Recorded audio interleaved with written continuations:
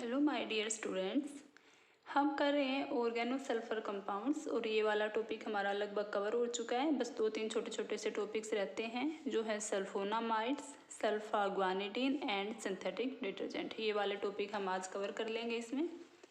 तो चलो शुरुआत करते हैं सल्फोनामाइड से।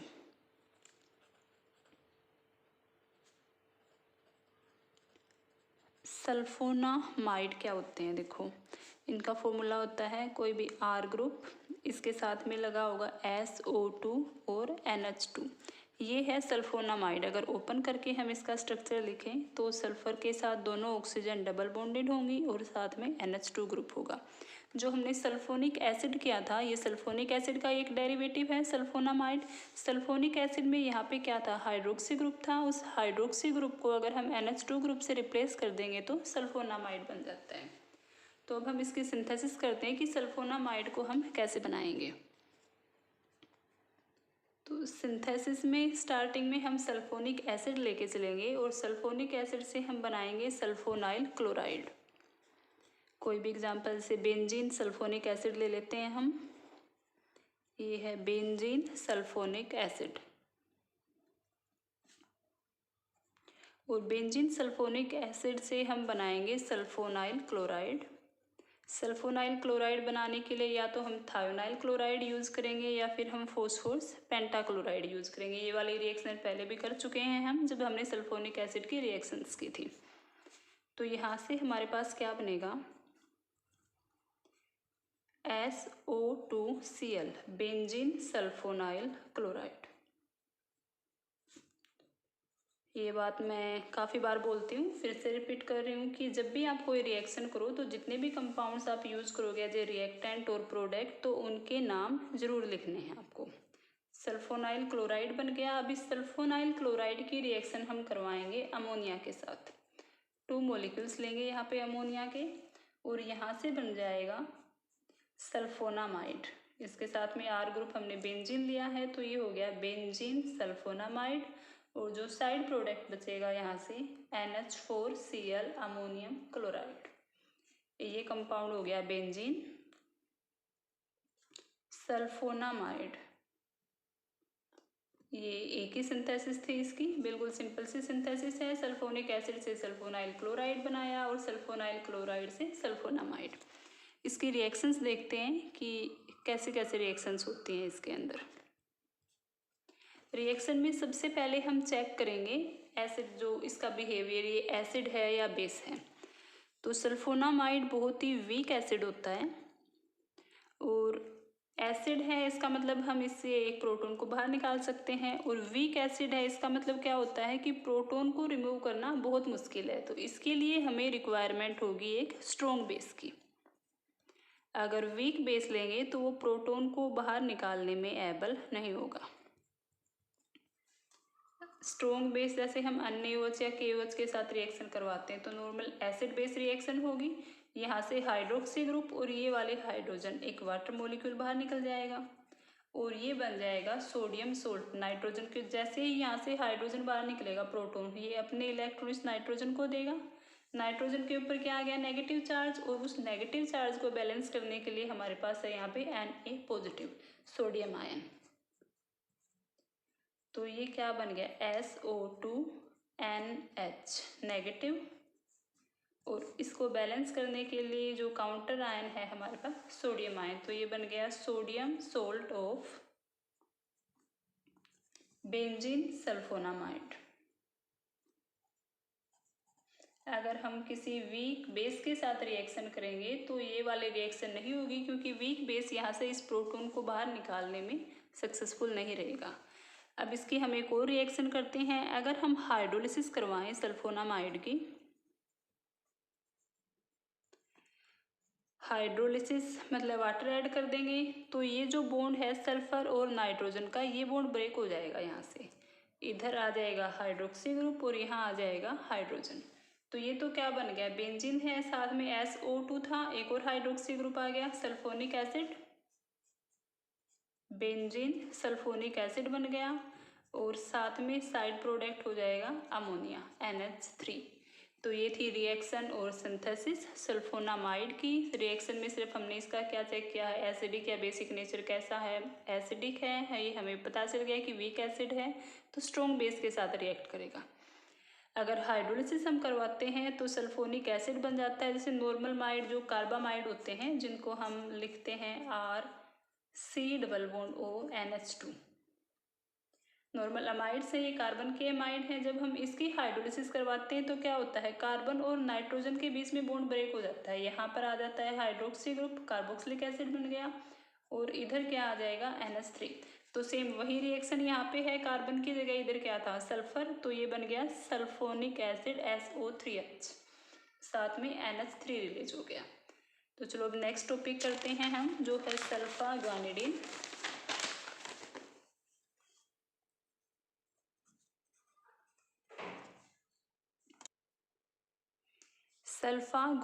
सल्फा ग्वानिडीन क्या होता है, सबसे पहले हम इसका फॉर्मूला देख लेते हैं। इसमें होती है एक बेंजीन रिंग और इसके साथ में NH2 ग्रुप,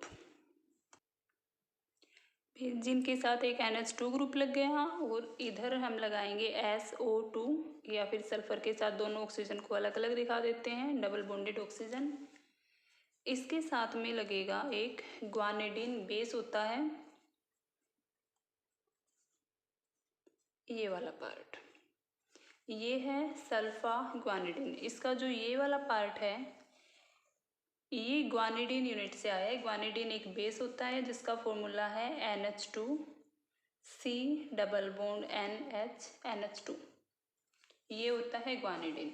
तो हमें इसकी सिंथेसिस करनी है, तो इसका जो स्ट्रक्चर है, जो फॉर्मूला है, इसी से हमें थोड़ा सा अंदाज़ा लग जाता है कि हम क्या क्या लेके चलें इसको बनाने के लिए।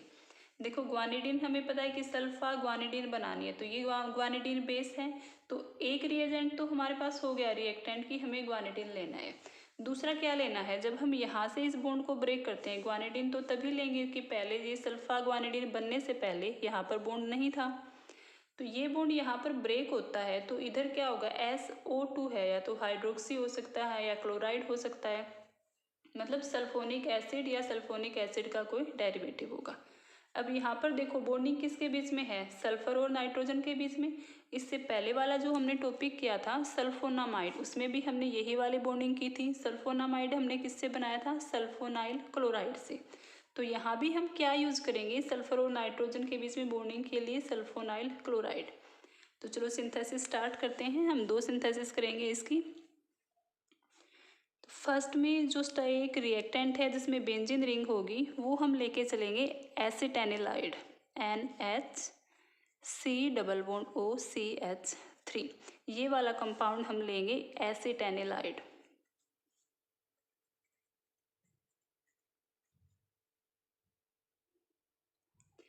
एसिटेनिलाइड हमने क्यों लिया, हमें यहाँ पर क्या चाहिए था NH2 अगर यहाँ पर हम एनिलीन लेते हैं, NH2 ग्रुप लेते हैं, तो आगे जो भी रिएक्शंस करेंगे उन रिएक्शंस में इस ग्रुप के ऊपर भी रिएक्शन हो सकती है जो NH2 फंक्शनल ग्रुप होगा, इसलिए हमने एसिटेनिलाइड लिया है। इसका हमने अमाइड बना दिया, NH2 अमोनिया ग्रुप को हमने अमीन ग्रुप को हमने यहाँ पर प्रोटेक्ट कर लिया है। तो एक हमने ये वाला कंपाउंड लिया, इसकी हम रिएक्शन करवाएंगे क्लोरोसल्फोनिक एसिड के साथ, क्लोरोसल्फोनिक एसिड।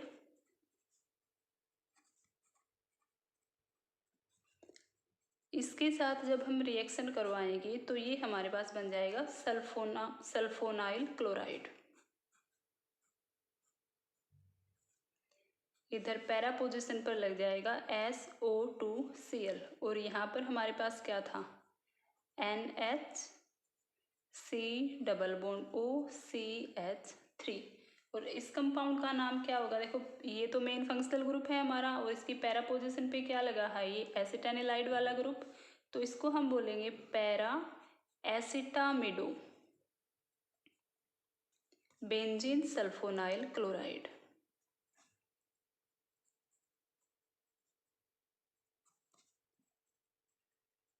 ये बना दिया। अब हम इसकी रिएक्शन करवाएंगे ग्वानिडीन के साथ। जब पैरा एसिटामिडो बेंजीन सल्फोनाइल क्लोराइड की हम ग्वानिडीन के साथ रिएक्शन करवाते हैं तो देखो हमें क्या मिलेगा, यहाँ मैं लिख देती हूँ ग्वानिडीन तो यहाँ से एक हाइड्रोजन और एक ये क्लोराइड आयन HCl तो बाहर निकल गया। साथ में देखो क्या बनता है, पहले तो इधर वाले ग्रुप्स हम एज इट इज रख लेते हैं, NH C double bond O CH3 और यहाँ पर SO2 ये एज इट इज है। इसके बाद क्या आ जाएगा NH, यहाँ से एक हाइड्रोजन तो क्लोरीन के साथ HCl बना दिया, NH C double bond NH NH2। अब सल्फा ग्वानिडीन में और इस कंपाउंड में क्या डिफरेंस है, सल्फा ग्वानिडीन में यहाँ पर NH2 था और यहाँ पर ये अमाइड वाला ग्रुप है। तो इस ग्रुप को हटाने के लिए हम इसकी हाइड्रोलिसिस करेंगे। जैसे ही इसकी हाइड्रोलिसिस करेंगे ये वाला बॉन्ड यहाँ से ब्रेक हो जाएगा, ये बन गया यहाँ से carboxylic acid, acetic acid CH3 COOH और यहाँ पर ऐड हो जाएगा हाइड्रोजन। इधर हाइड्रोक्सी ग्रुप ऐड हुआ है और इधर हाइड्रोजन, तो ये क्या बन जाएगा इधर से NH2 SO2 साथ में guanidine unit C double bond NH NH2 और इधर है NH2 फिर से, तो ये बन गया सल्फा ग्वानिडीन।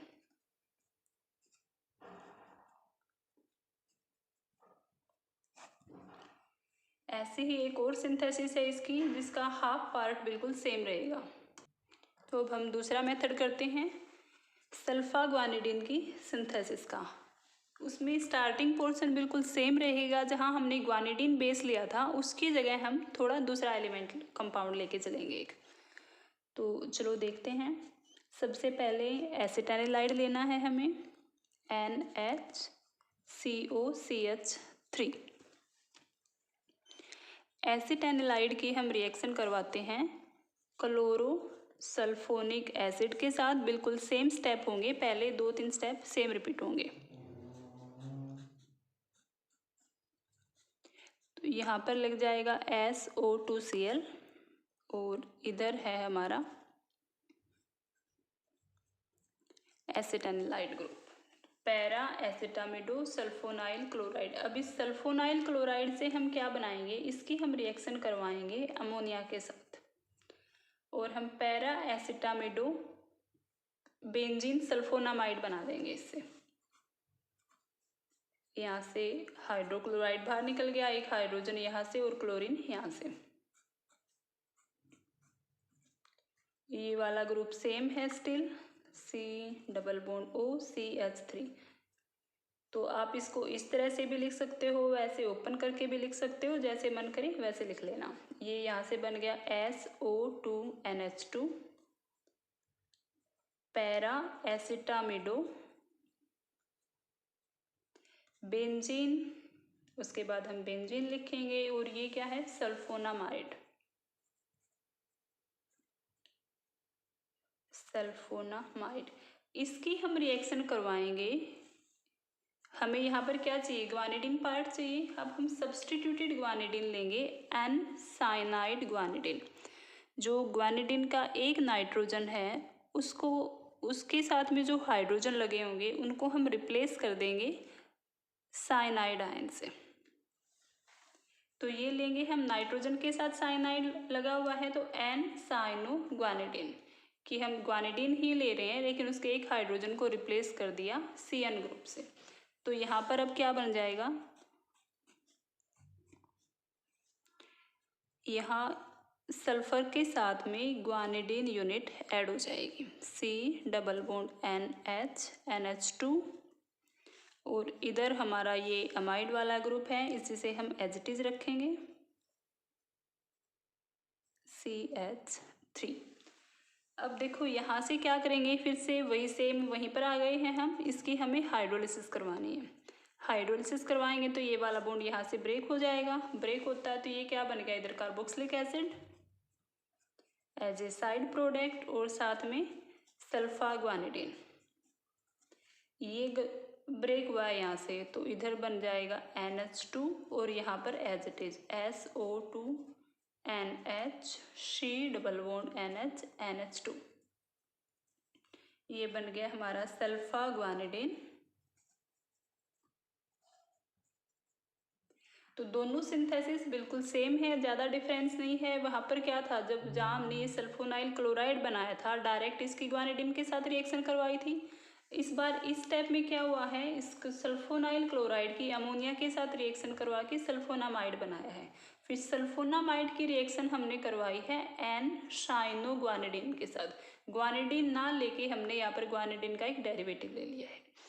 जब इसके साथ भी हम रिएक्शन करवाते हैं तो प्रोडक्ट सेम वही बनेगा। उसके बाद हमें यहाँ पर NH2 ग्रुप चाहिए, तो जो इसका प्रोटेक्टिव ग्रुप था उसको हम यहाँ से हटा देंगे बाय हाइड्रोलिसिस। अब हमारा एक लास्ट छोटा सा टॉपिक रह गया है, सिंथेटिक डिटर्जेंट। सिंथेटिक डिटर्जेंट क्या होते हैं? These are soapless soap. Synthetic detergent को हम बोलते हैं सोपलेस सोप, कि काम तो सोप की तरह ही करते हैं लेकिन जो सोप के कैरेक्टरिस्टिक्स होते हैं उनसे ये डिफरेंट हैं।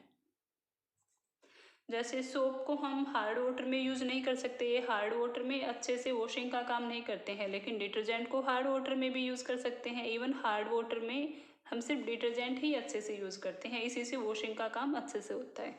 अगर हार्ड वाटर में सोप को हम यूज़ करते हैं तो सोप से क्या होता है, कर्ड लाइक प्रेसिपिटेट बन जाते हैं। ये चीज़ें तो हम सब देख चुके हैं, लगभग हार्ड वाटर के साथ सभी कहीं ना कहीं हम यूज़ कर रहे होते हैं, तो वहाँ पर क्या एक कर्ड लाइक प्रेसिपिटेट बन जाते हैं और आधे से ज़्यादा सोप हमारा ख़राब हो जाता है। हार्ड वाटर में डिटर्जेंट हम अच्छे से डिटर्जेंट से जो भी वॉशिंग करते हैं वो अच्छे से होती है। और इसी वजह से आजकल all over the world synthetic detergent की डिमांड काफ़ी बढ़ती जा रही है। अगर हम इनके केमिकल प्रॉपर्टीज़ की बात करें या जो केमिकल कॉन्स्टिट्यूएंट है जिन केमिकल से सिंथेटिक डिटर्जेंट या फिर सोप को हम बनाते हैं, तो जो डिटर्जेंट के केमिकल कंपाउंड्स हैं वो सोप से भी डिफरेंट हैं। और आजकल मार्केट में बहुत सारे अलग अलग टाइप के डिटर्जेंट आ रखे हैं, ये सारे एक दूसरे से भी अलग होते हैं। तो चलो हम कुछ एग्जांपल्स करते हैं सिंथेटिक डिटर्जेंट के कि हम इन्हें कैसे प्रिपेयर करेंगे। सबसे पहले हम एक लेके चलेंगे सोडियम अल्काइल सल्फेट।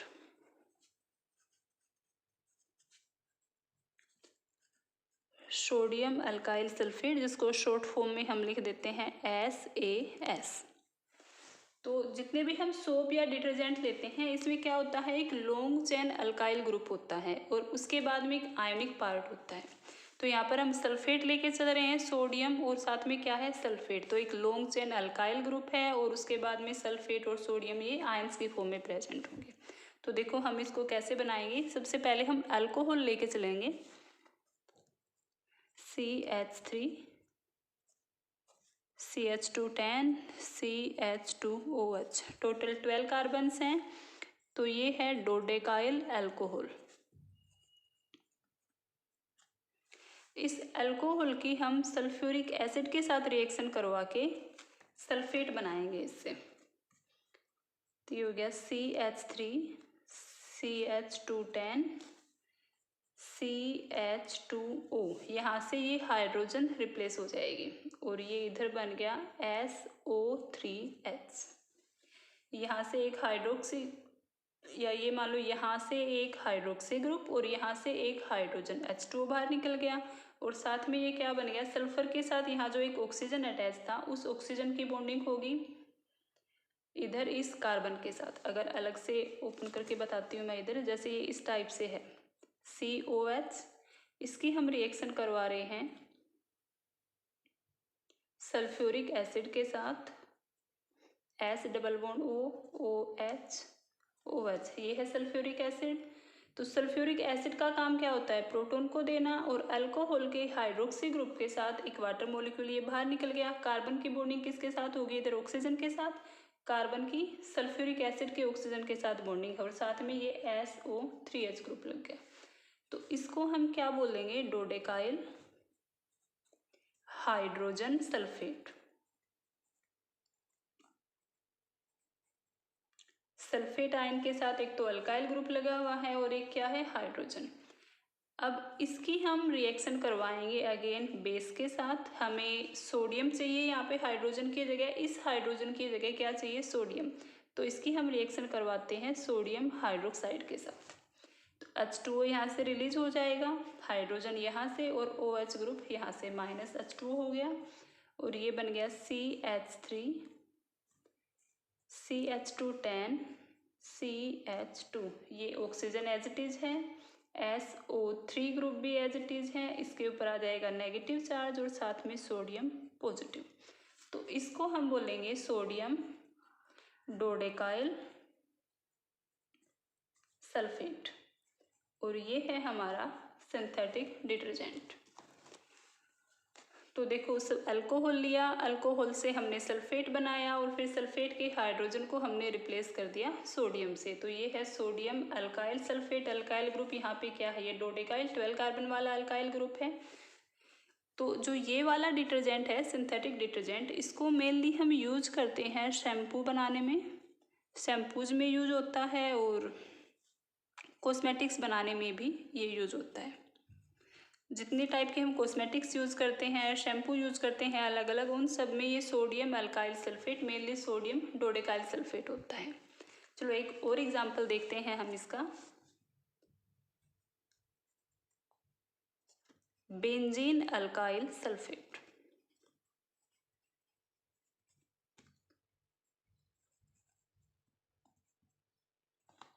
इसमें भी क्या होगा, एक बेंजीन रिंग होगी, उसके साथ में अल्काइल ग्रुप लगा होगा, एक लंबा सा बड़ा 10-12 कार्बन का हम अल्काइल ग्रुप लेंगे और साथ में सल्फेट ग्रुप होगा। तो सीधा हम इसकी सिंथेसिस देखते हैं कि कैसे सिंथेसाइज करेंगे। हम बेंजीन लेके चलते हैं, बेंजीन के साथ हमें ऐड करना है अल्काइल ग्रुप। तो यहाँ हम पहले इसकी असाइलेशन करवाएंगे, जो फ्राइडल क्राफ्ट असाइलेशन रिएक्शन होती है, जैसे एसिड क्लोराइड के साथ या एसिड एनहाइड्राइड के साथ। तो हम एक एसिड क्लोराइड के साथ इसकी रिएक्शन करवाएंगे, COOCl। ये वाला एसिड क्लोराइड लेते हैं। तो ये फ्राइडल क्राफ्ट असाइलेशन है। ये वाले रिएक्शन करवाने के लिए हमें एक कैटालिस्ट की ज़रूरत पड़ती है, जो एल्यूमिनियम क्लोराइड ले लेते हैं। तो यहाँ से क्या होगा, बेंजीन का एक हाइड्रोजन रिप्लेस हो जाएगा इस वाले ग्रुप से, और ये यहाँ से बॉन्ड ब्रेक होगा, C+O। ये जो कार्बन है, कार्बोनिल कार्बन, ये बेंजीन के साथ अटैच हो जाएगा, यहाँ से एक हाइड्रोजन और यहाँ से क्लोरीन, ये HCl बाहर निकल गया। ये है हमारे पास, ये बन गया C+O। इसके बाद 10 कार्बन्स हैं, CH2 10 और CH3, ये बन गया। अब हम क्या करेंगे, इस कंपाउंड को रिड्यूस करेंगे, क्लेमेंसन रिडक्शन से इसको हम रिड्यूस करेंगे, जिसमें रिएजेंट यूज करते हैं जिंक और मरकरी के अमलगम लेंगे, और साथ में हम HCl लेंगे। तो जब इसकी प्रेजेंस में हम रिड्यूस करते हैं तो ये कार्बोनिल ग्रुप डायरेक्टली हाइड्रोकार्बन में कन्वर्ट हो जाता है। अगर हम कोई माइल्ड रिड्यूसिंग रिएजेंट लेते हैं तो क्या होता है, कार्बोनिल पहले हाइड्रोक्सी ग्रुप में रिड्यूस होता है, लेकिन जब ये वाले रिएजेंट हम यूज करते हैं तो यहाँ पर ऑक्सीजन हट के डायरेक्ट हाइड्रोजन आ जाती है। तो देखो ये क्या बनेगा,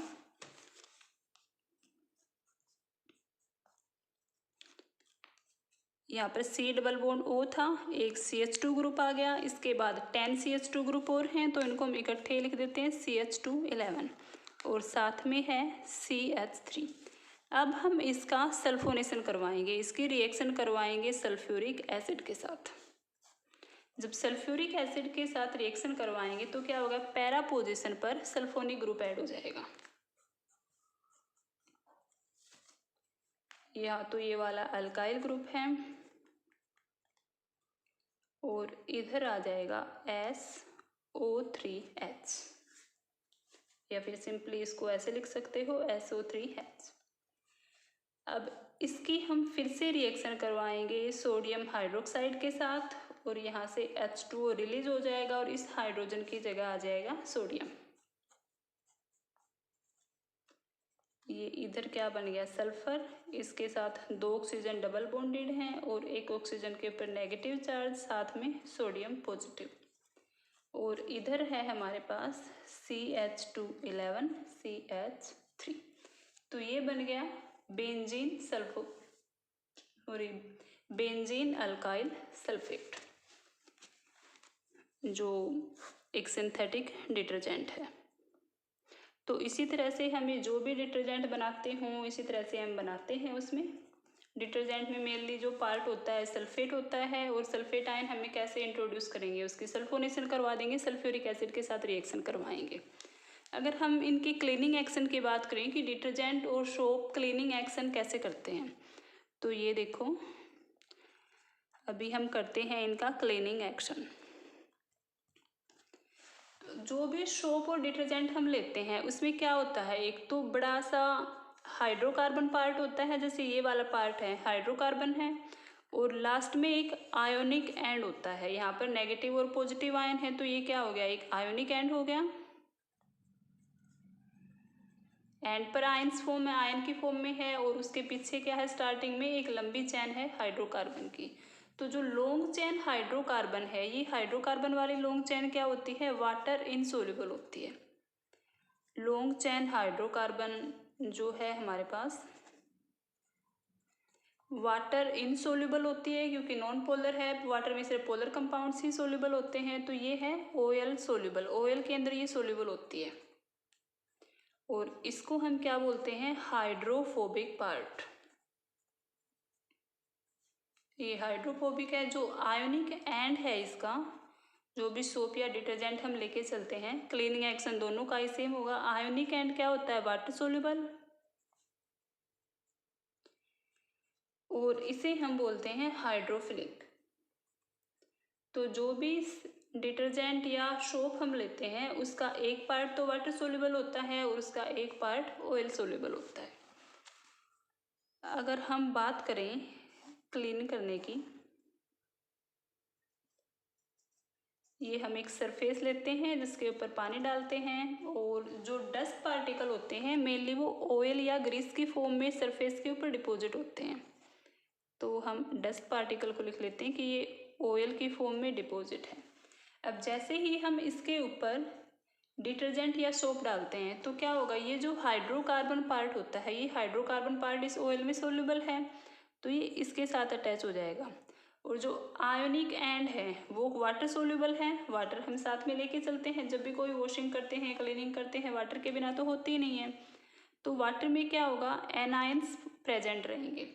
जो हाइड्रोकार्बन पार्ट है वो तो ऑयल के साथ बॉन्ड बना लेगा, और साथ में जो आयोनिक पार्ट है वो वाटर के अंदर डिस्पर्ज हो जाएगा।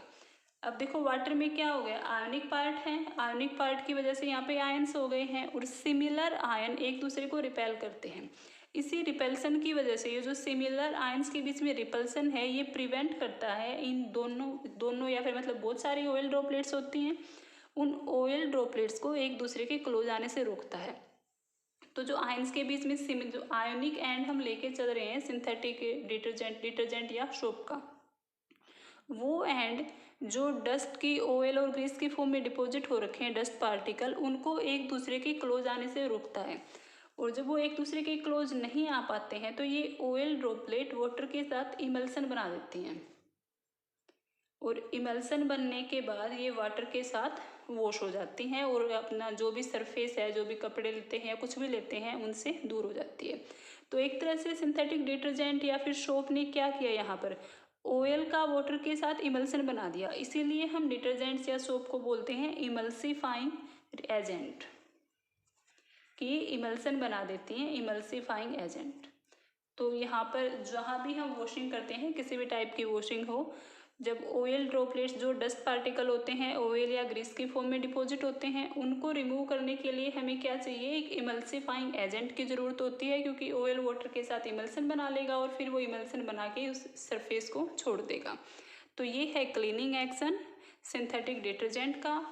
आज हमने किए हैं सल्फोनामाइड, सल्फाग्वानिडीन और सिंथेटिक डिटर्जेंट, और इसी के साथ ये वाला टॉपिक हमारा ख़त्म होता है। आई होप आप सबको ये टॉपिक क्लियर हो गया हो। अगर किसी को कोई भी डाउट हो तो आप कमेंट बॉक्स में कमेंट कर सकते हो। Thank you.